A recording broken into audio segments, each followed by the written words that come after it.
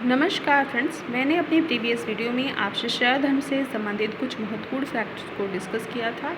आज की इस वीडियो में मैं वैष्णव धर्म के बारे में आपसे बात करूंगी।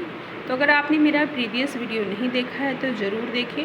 वो सारे जो भी मैं हिस्ट्री से रिलेटेड आपसे टॉपिक डिस्कस करूँगी, ये सारे कॉम्पिटिटिव एग्ज़ाम के लिए इम्पॉर्टेंट है, चाहे वो यूपी पेट हो, पीजीटी हो, टीजीटी हो, या आप यूजीसी नेट दे रहे हो आर्कियोलॉजी से या हिस्ट्री से या इंडियन कल्चर से, ये सभी महत्वपूर्ण ये जो है टॉपिक मैं डिस्कस करूँगी और इससे इम्पॉर्टेंट जो क्वेश्चन हैं वो ज़रूर एग्ज़ाम्स में पूछे जा सकते हैं। तो चलिए आज का वीडियो स्टार्ट करते हैं। पहला तथ्य है भागवत धर्म से संबंधित प्राचीनतम अभिलेखीय साक्ष्य होलियोडोरस का बेशनगर गरुड़ स्तंभ लेख है। मतलब पहला क्वेश्चन है कि भागवत धर्म से संबंधित प्राचीनतम अभिलेख कहाँ से मिला है, तो यह कौन सा है, तो यह है होलियोडोरस का बेशनगर गरुड़ स्तंभ लेख। ये है जो है कहाँ है, जिसे मध्य भारत में आधुनिक बेसनगर के पास विदिशा में 110 ईसा पूर्व के आसपास 9वें शुंग राजा भागभद्र के दरबार में इंडो यूनानी राजा एंटिओकलिस के यूनानी राजदूत होलियोडोरस द्वारा बनाया गया था। इस स्तंभ की खोज किसने की थी, तो अलेक्जेंडर कनिंघम ने 1877 में की थी। इसमें आपके 3 क्वेश्चन बन रहे हैं कि भागवत धर्म से संबंधित प्राचीनतम अभिलेख कौन सा है, तो हेलियोडोरस का बेसनगर गरुड़ स्तंभ लेख है। टाइम पीरियड का क्या है, तो शुंग वंश के टाइम पीरियड का है, मतलब 2वीं शताब्दी ईसा पूर्व। पहला यूनानी कौन था जिसने भागवत धर्म को अपनाया था, तो वो कौन था, वो था हेलियोडोरस। और इस स्तंभ की खोज किसने की थी, तो वो थे अलेक्जेंडर कनिंघम।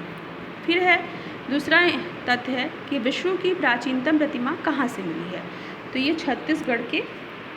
विश्व की प्राचीनतम प्रतिमा छत्तीसगढ़ के मल्हार से मिली है। तीसरा तथ्य है कि भागवत धर्म के संस्थापक कौन थे, तो सभी को पता है कि भागवत जो धर्म के संस्थापक थे वो भगवान कृष्ण थे।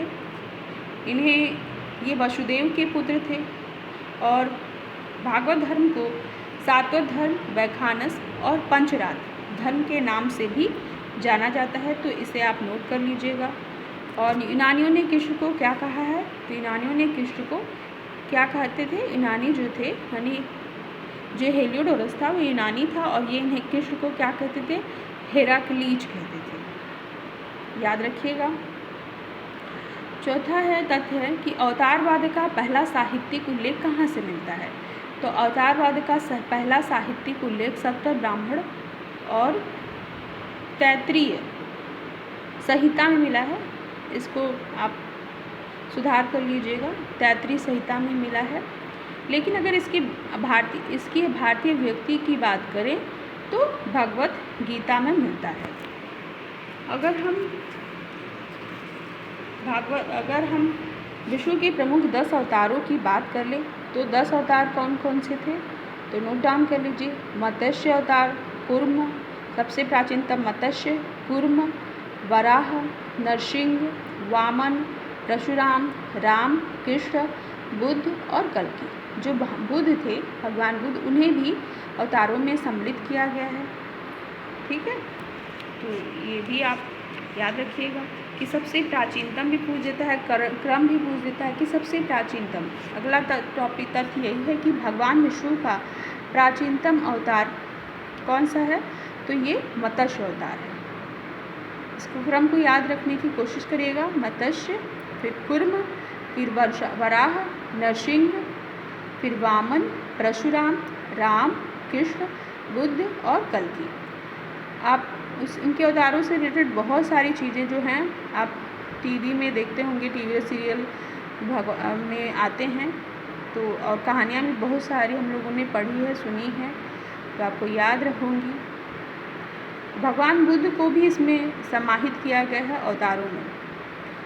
ठीक है, फिर भगवान विष्णु का 6वां पॉइंट है, भगवान विष्णु का अंतिम अवतार कौन सा है, तो ये कल्कि अवतार होगा।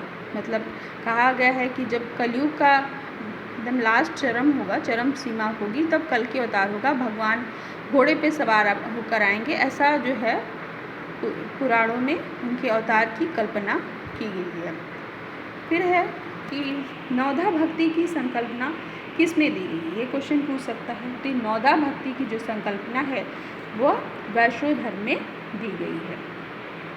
8वां पॉइंट है कि यह नवधा भक्ति कितने प्रकार का था। तो ये नवधा से ही आप समझ सकते हैं कि ये 9 प्रकार का है, जो इस प्रकार है, मतलब श्रवण सुनना, फिर कीर्तन तो पता ही है आप कि सुनना, भगवान को सुनना समझना, फिर कीर्तन करना, याद करना, उनकी पूजा करना, उनका वंदन करना, और फिर दास्य, फिर सांख्य, मतलब कुछ लोग सखा और सखी का भी वो करते हैं, शक्त, ये भी आप इम्प्रूव कर लीजिएगा, शाक्य, और फिर है आत्मनिवेदन, मतलब खुद को अर्पण, भगवान में अर्पण करने की संकल्पना।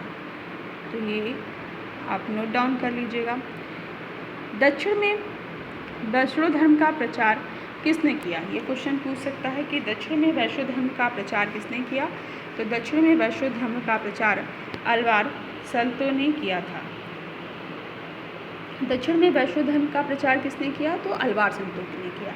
और शैव धर्म में का प्रचार दक्षिण में किसने किया था, तो नयनार संतों ने किया था। तो कभी कभी इसमें कंफ्यूजन हो जाता है, तो आप इसको याद रखिए। अल्वारों के भक्ति गीतों को नलदियर दिव्य प्रबंधम में संकलित किया गया है। अल्वारों के भक्ति गीतों को नलदियर दिव्य प्रबंधम में जो है संकलित किया गया। नलेरा दिव्य प्रबंधम में जो नलवारों के भक्ति गीत थे वो नलेरा दिव्य प्रबंधम में संकलित किए गए थे। चतुर्व्यूह सिद्धांत किससे संबंधित है, 11वां पॉइंट है चतुर्व्यूह सिद्धांत किससे संबंधित है, तो यह वैष्णव धर्म से संबंधित है। चतुर्व्यूह में कौन कौन से देवता थे, तो नोट डाउन कर लीजिए, वासुदेव, फिर संकर्षण यानी बलराम, संकर्षण, इन्हें मुस्लिम हलदर और बलराम कहते थे। तीसरा पॉइंट है कि तीसरा प्रद्युम्न थे और चौथे थे अनिरुद्ध। इन्हीं चारों देवताओं को चतुर्व्यूह में सम्मिलित किया गया है। अल्वारों में जो है अल्वारों की जो संख्या है वो 12 थी, ठीक है, ये आप नोट कर लीजिएगा। और अल्वारों में एकमात्र महिला जो थी अल्वार थी वो अंडाल या कोदई थी, तो इसको याद रखिएगा। अगर प्रारंभिक अल्वारों की बात करें तो उसमें थे पोइगई, पूडम और पेड़, और उसके बाद तिरुमलिसई, ये भी आप नोट कर लीजिएगा। वासुदेव की पूजा का पहला साहित्यिक 13वां पॉइंट है वासुदेव की पूजा का पहला साहित्यिक साक्ष्य कहाँ किस में मिलता है, तो पाणिनि की अष्टाध्यायी में मिलता है। पाणिनि की अष्टाध्यायी शुंग काल में ही लिखी गई है, ठीक है। इसके अलावा बहुत सारे इससे संबंधित संप्रदाय भी थे, तो कुछ संप्रदायों के बारे में मैं आप नोट डाउन कर लीजिए कि जो रामानुज थे उनसे संबंधित संप्रदाय था विशिष्टाद्वैत, माधवाचार्य से संबंधित संप्रदाय का नाम था द्वैतवाद, निम्बार्क से संबंधित संप्रदाय का नाम था द्वैताद्वैत, और वल्लभाचार्य से संबंधित संप्रदाय का नाम था शुद्धाद्वैत। ये वैष्णव धर्म से संबंधित ही कुछ संप्रदाय थे, तो इन्हें जरूर नोट कर लीजिएगा। मैं एक बार फिर बोल देती हूँ, रामानुज से संप्रदाय से संबंधित जो संप्रदाय थे वो था विशिष्टाद्वैत, माधवाचार्य से द्वैतवाद, निम्बार्क से द्वैताद्वैत, और वल्लभाचार्य से शुद्धाद्वैत। तो ये नोट कर लीजिएगा। तो आज के लिए बस इतना ही। अगर वीडियो पसंद आए तो कृपया वीडियो को लाइक और करिए और कमेंट करिए और चैनल को सब्सक्राइब करिए। अगर आपको कोई टॉपिक पढ़ना भी है तो उसके लिए भी आप कमेंट कर सकते हैं। तो मैं आपको अगले वीडियो में हिस्ट्री से संबंधित कोई भी टॉपिक आपको पढ़ाऊँगी। अगर आप कमेंट करके बोलते हैं आपकी डिमांड पे मैं ज़रूर उस पर नोट्स आपको प्रोवाइड कराऊँगी। धन्यवाद।